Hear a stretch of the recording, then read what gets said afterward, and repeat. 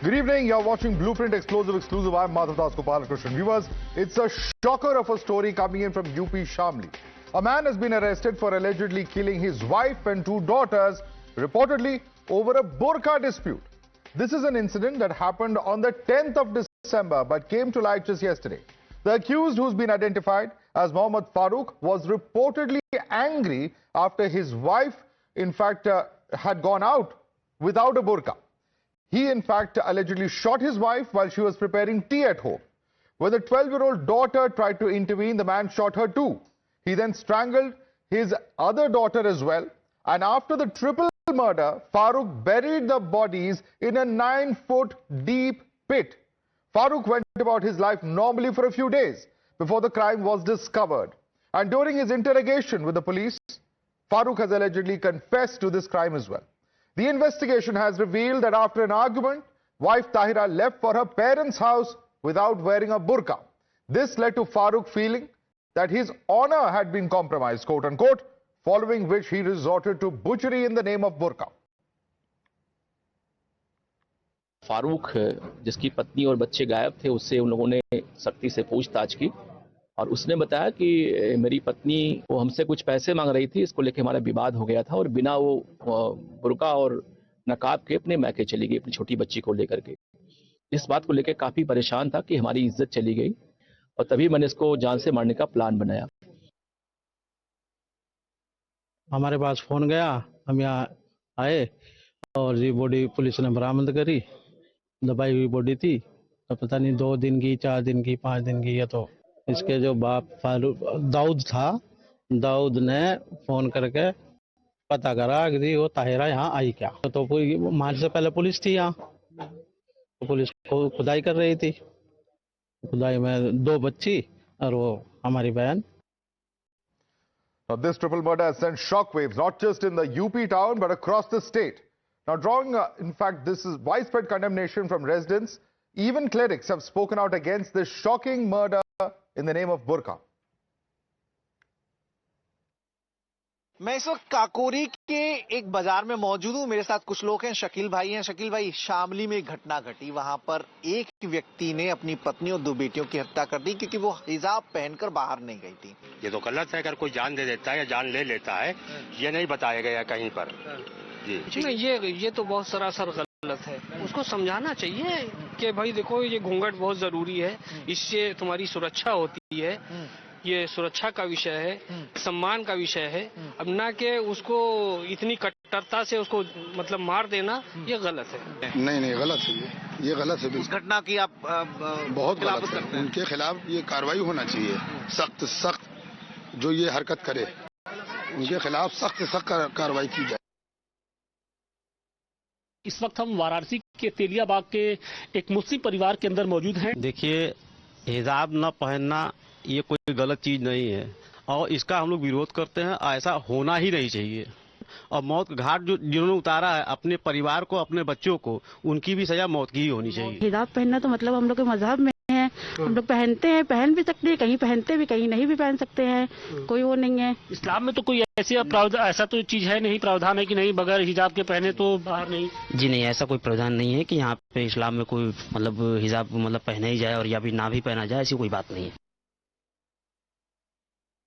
इस्लाम मजहब को ऐसे ही लोग बदनाम कर रहे हैं। इस्लाम मजहब में ये है कि ला इकराह फिद्दीन, दीन में कोई जबर नहीं है, दीन में कोई जबरदस्ती नहीं है। जबरदस्ती मानने का नाम इस्लाम नहीं है। बाकायदा इसके खिलाफ सख्त से सख्त कार्रवाई होना चाहिए है। ऐसे शख्स को बाकायदा फांसी के तख्ते तक के जाना चाहिए है। इसको पर कड़ी कार्रवाई नहीं की तो हालात नागुफ्ता बे हो सकते हैं।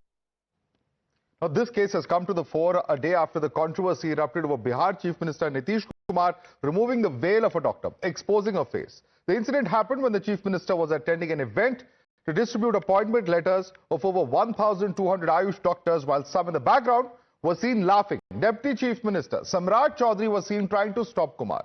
The entire opposition then got together to strongly condemn Chief Minister of Bihar Nitish Kumar, calling his action shameful.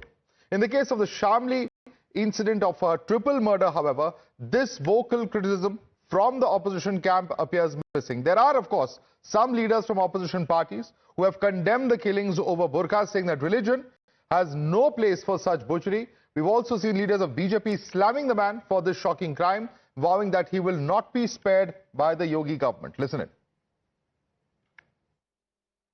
ये इस तरह का बंदा जो है वो पागल हो सकता है, कोई अच्छा आदमी नहीं हो सकता है। इसकी जितनी निंदा किया जाए कम है। कोई लिबास जो है जो भी पहनता है किसी भी धर्म से है उसको अपना लिबास पहनने का या किसी भी फैमिली में है उनको हक है, लेकिन इस तरह का कोई भी जो फैसला है कि वो फैमिली को ही ख़त्म कर दे और उनको दबा दे, इस तरह के मुजरिम के साथ कोई लिहाज नहीं करना चाहिए और इसका मेंटल इलाज कराना चाहिए कि पागल हो सकता है। जाहिल है वो आदमी, जाहिल है, उसे पता नहीं है कि बीवी के क्या हुकूक होते हैं। वो जाहिल जानवर है। ऐसे जाहिल जानवरों के लिए आप सवाल पूछ रहे हो मेरे से। किस तरह की कार्रवाई की मांग आप करेंगे? उसके सख्त कार्रवाई होनी चाहिए। ऐसे आदमी के खिलाफ ऐसी कार्रवाई होनी चाहिए जो नजीर बन जाए कि कोई दूसरा हिम्मत ना कर सके। कानून इकबाल से चलता है, अगर इकबाल नहीं बचेगा कानून के अंदर तो फिर चलेगा कैसे? क्या सजा होनी चाहिए? सजा कैसे? क्या सख्त से सख्त सजा? ये काम तो जुडिशरी का है, मेरा नहीं है। क्या इसमें जागरूकता की कमी भी लगती है इमरान भाई? जागरूकता की वही पूछ रहा हूँ। देखिए, शिक्षित होना इसीलिए कहा ना, इस्लाम में जो शिक्षा के लिए जोर दिया गया था वो इसीलिए दिया गया था। ऐसे जाहिलों। All right, time's now at the exact crime spot where the bodies were buried. My colleague Priyank Tripathi has also interacted with the accused mother and aunt, who admitted that Farooq didn't send his daughters to school because that requires an Aadhaar card for which a picture is needed, which they considered prohibited in religion. Listen in. A man in Shamli in Uttar Pradesh shot dead his wife and the two daughters just because they were not wearing burqa, and he had built it up a very big strategy to dump the bodies inside the house itself. We are standing at this location, and this is the location where all the three bodies were dumped by him. What he was claiming it to the family members that he was going to build a new portion of the house which was here in this village of Shamli. He told his wife to make food. She was cooking here, and the moment she came to this location with the country-made pistol, he shot her dead. Everyone is in a state of shock. The man has been sent to the judicial custody by the Uttar Pradesh police. The location from where he had purchased the weapon has also been identified. Police is going through the arms supplier. With video in Manmeet, Priyank Tripathi reporting from Uttar Pradesh from the Times Network. All right, and Priyank also spoke to some of the family members. In fact, Priyank, tell us what exactly are the family members saying? They are saying that Farooq didn't even send his children to school because that required an Aadhaar card, which in turn required pictures of them to be taken, which he considered to be not acceptable according to his religious beliefs.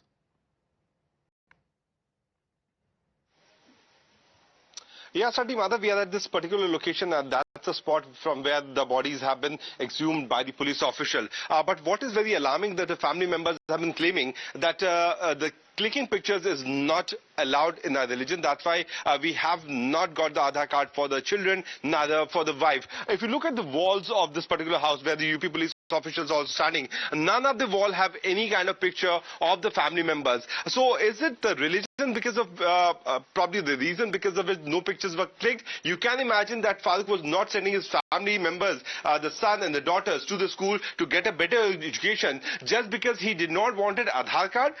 Can you believe this kind of thought process in today's time and era, which is Sati being exposed after when we spoke to the family members who have also accepted that the family itself altogether does not want getting the pictures clicked. All right, Priyank, in fact, I'm going to ask my producers to get out those sound bites where you've spoken to those family members. We'll play it out for you viewers. And Priyank, thanks so much for getting us that ground report from Shamli. Let me quickly open this up and take it across to our panelists. We have Alok Awasthi, spokesperson of UP BJP, joining us. Ambar Zaidi, activist, is with us. Dr. Vikram Singh, former DGP of UP, is with us. We also have Kapish Srivastav, spokesperson of Samajwadi Party. Rashid Sharif is president of the SIM PLB. And let me start first with Ambar Zaidi, because Ambar Zaidi, you know, this is a horrific crime on multiple levels.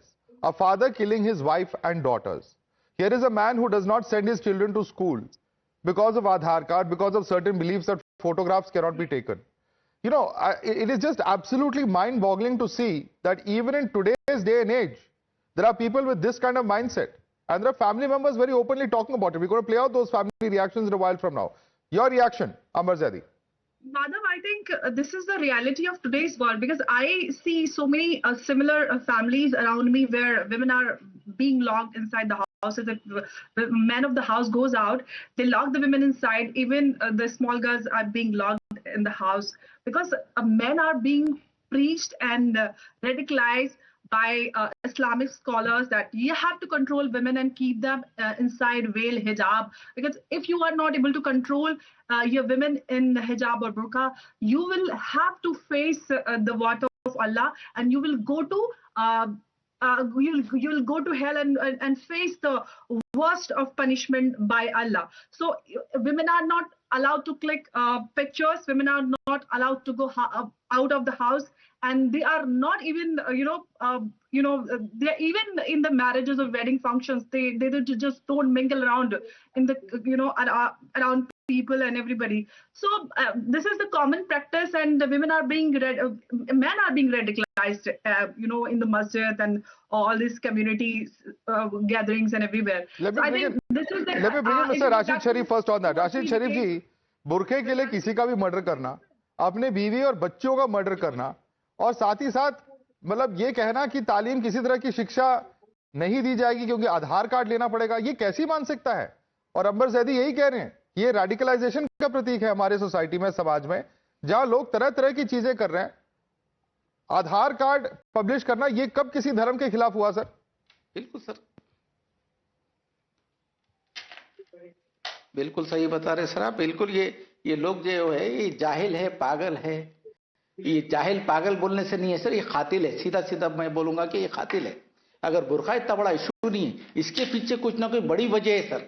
सिर्फ बुरखा नहीं बन सकता है 3 लोगों का कातिल, इसके पीछे कोई बड़ी वजह है। और ये जानना चाहिए कि आखिर इनकी फैमिली में चल रहा क्या था, इनकी फैमिली में चल रहा क्या था।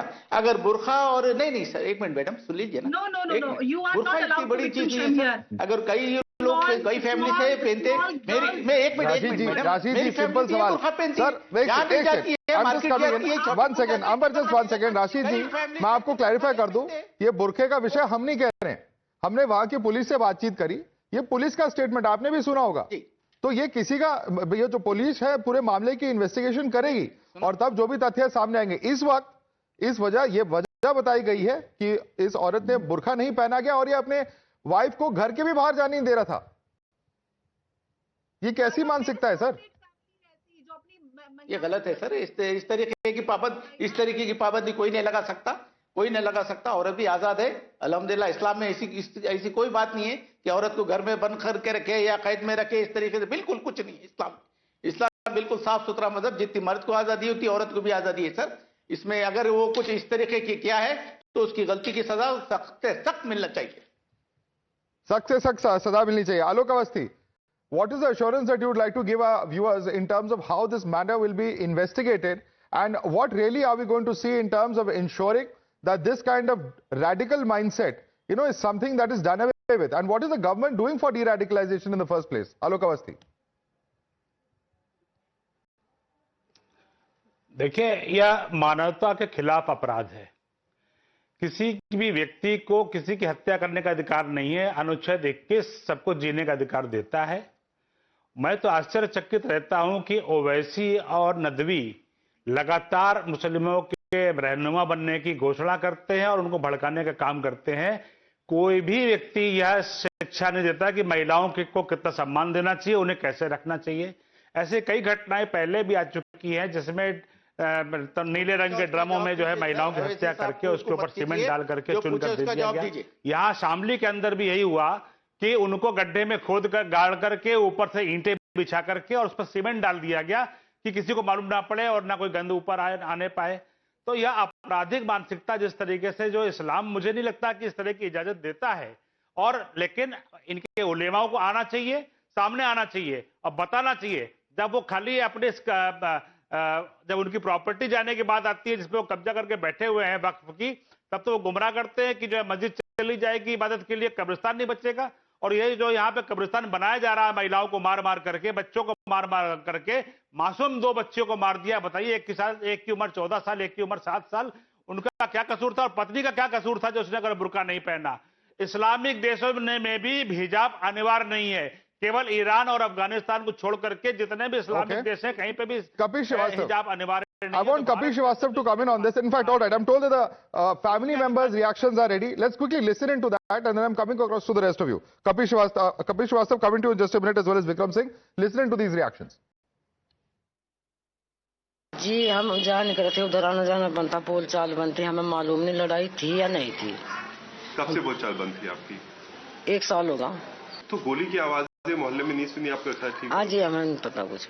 क्या पहले से प्रतिबंध था आपके घर में कि बुर्के के बिना बहुएं नहीं घूमेंगी? आपने कुछ ऐसा बोला था जब बहू शादी होके आई थी तो? नहीं, ठीक ठाक रहते, बस कुछ थोड़ी घनी तो ही जा सबके। बच्चों को स्कूल भेजता था वो? नहीं, बच्चों को स्कूल नहीं भेजता था। कभी आधार कार्ड भी नहीं? ना आधार कार्ड बनवाए, नहीं ना पढ़ाने भेजे, आधार कार्ड भी नहीं, पढ़ाई नहीं गई उनकी, उन्हें भेजे नहीं। क्यों? बनवाया नहीं, बस नहीं। क्योंकि तस्वीर खींचेगी। जी। This is the mindset. In fact, Kapil Srivastava, yesterday we had seen all opposition leaders, सारे विपक्षी दल, और सही बात है, सवाल उठाना भी चाहिए। जो बिहार चीफ मिनिस्टर नीतीश कुमार ने, अगर हम मानते हैं कि गलत किया, तो बिल्कुल उसकी क्रिटिसिज्म होनी चाहिए। लेकिन साथ ही साथ इस तरह की जब ऐसी घिनौनी क्राइम सामने आती है, जहां अपने ही घर में लोगों को मारा जा रहा है बुरखे को लेकर, तो ऐसी सिचुएशन में हम क्यों नहीं देख रहे हैं टॉप नेताओं को बाहर आते हुए, कंडेम करते हुए? चाहे आपके पार्टी के नेता हो, चाहे दूसरे पार्टी के नेता हो, जो शीर्ष नेतृत्व है वो बाहर आ नहीं रही है, इस पर कमेंट कर नहीं रही है। ऐसा क्यों है कपिल श्रीवास्तव? देखिए, बहुत स्पष्ट सी बात है, जो आपका सामने घटना घटी है वो एक क्राइम है, वो एक अपराध है, बीएनएस की धारा में बनी हुई है उसकी सजा। भाई अगर हत्या किसी ने किया तो उसको हत्या के लिए ट्रायल करना चाहिए, उसे सजा देनी चाहिए। और सबसे बड़ी चीज ये है कि जो मोटिव बताया जा रहा है, सर ये हत्या, सर इसको आप एक आम हत्या के रूप में ही देखते हैं, इसकी वजह को नहीं समझ रहे हैं, इसकी वजह को नहीं जानते आप? नहीं, सुन तो लें, सुन ले पहले, मैं आपको वजह ही बता रहा हूं। लीगल दृष्टि से मैं आपसे बात कह रहा हूं कि मोटिव कोई ऐसे कंसर्न की चीज होनी चाहिए कि किसी व्यक्ति को इतना क्रोध आ जाए कि किसी की हत्या कर दे, या फिर वो व्यक्ति विक्षिप्त ही हो सकता है। दो ही में से एक हो सकता है। अभी विक्रम सिंह जी बैठे हैं, वो आपको और एलिब्रेट कर देंगे, क्योंकि मैं भी एक एडवोकेट हूं इसलिए कह रहा हूं। और दूसरी चीज मैं नीतीश बाबू की कह रहा हूं कि नीतीश बाबू ने संवैधानिक पद पर रहते हुए जिस तरीके का हमला किया है, ये लंजा भंग की दृष्टि में आता है। ये बीएनएस की धारा जो है वो 73 और 79 के तहत कवर होगा, और साथ ही साथ 153A में भी। मैं आपको इसलिए कह रहा हूं कि माननीय मुख्यमंत्री जी को अपने एक्टिविटीज पे ध्यान देना चाहिए कि आप किसी के बिना इच्छा के किसी महिला के हिजाब को खींच रहे हैं या पर्दे को उलट दे रहे हैं, उस पर आप जो है हमला कर रहे हैं, तो ये तो काबिले बर्दाश्त है। कपिल जी, मैंने आपके साथ जो सवाल पूछा आपसे, उसी में मैंने कहा कि अगर नीतीश जी के एक्शन को कोई डिफेंड नहीं कर रहा है यहाँ पे, ना ही कोई जस्टिफिकेशन देने का किसी तरह का प्रयास है, लेकिन साथ ही साथ जब हिजाब को लेकर अगर मर्डर हो रहा है और लोग अपने परिवार वालों को ही मार रहे हैं, तो उसकी भी तो कंडेमनेशन होनी चाहिए। आप तो उसे आम मर्डर की तरह बात कर रहे हैं। ये तो ना, ये तो अति निंदनीय कार्य है। इसमें कंडेम खोजने की जरूरत है, पूछने की जरूरत है। ये मानवता के विरुद्ध किया गया अपराध है, और ये विक्षिप्त मानसिकता का प्रचायक है, ये कट्टरवादी सोच का प्रचायक है, ये स्पष्ट है। और ऐसा कहीं भी इस्लाम में या हिंदू धर्म में हमारे यहाँ प्रथा है। तो अखिलेश जी ने इस पर अभी तक ट्वीट या बाइट क्यों नहीं दिया है? क्यों नहीं इस पर रिएक्ट किया? ये किसी भी धर्म का हिस्सा नहीं है, ये किसी धर्म का हिस्सा नहीं है, ना इस्लाम का ना हिंदू का। ये एक प्रथा है, रीति रिवाज और प्रथाएं, इन सारी चीजों को मिला करके और प्राकृतिक न्याय जाके कोई कानून जो है इन्वॉल्व होता है इसमें। Okay, Dr. Vikram Singh, I want you to come in on this because, you know, at the end of the day, can this just be treated as an ordinary crime? Of course, now Kapil Srivastava is saying, yes, this is one of the most heinous of crimes. But the very manner in which the crime has been carried out, we have others such as Mr. Rashid Sharif saying that there could be other reasons. Now, at least we have to go by what the police is saying at the moment. And good evening, wearing of Madhavji, burqa is said to be one of the main reasons.